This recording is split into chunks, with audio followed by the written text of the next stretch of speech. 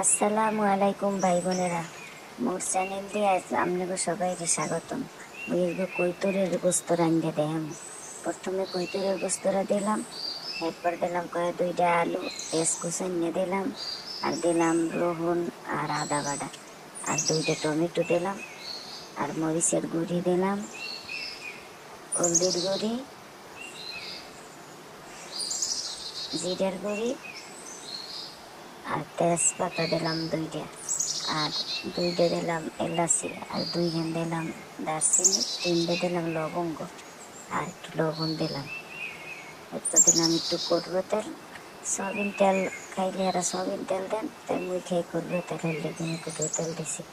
এরপর আস্তে আস্তে একটু কষাইছি মিডিয়াম জালে, কষাইয়ে কতক্ষণ কষাই আবার একটু ডাই এরকম কষাই রয়েছি।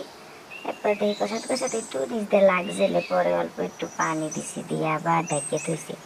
তাই ঢাকিয়ে এরপর আবার একটু লড়াইয়া চাড়াইয়া আবার ঢাকিয়ে থুইলাম।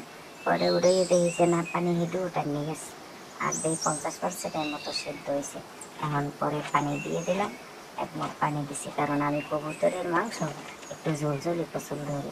আপনারা যদি ভুনা খান তাইলে পানি অল্প দেবেন, তাইলে দেখা যাইবে বেশি একটা সময়ও লাগবে না। আমি রাঁধতে সেদ্ধ হয়ে গেছে, পরে আমি কয়েকটা কাঁচামরিচের মাথা কাটিয়ে দিয়ে দিলাম।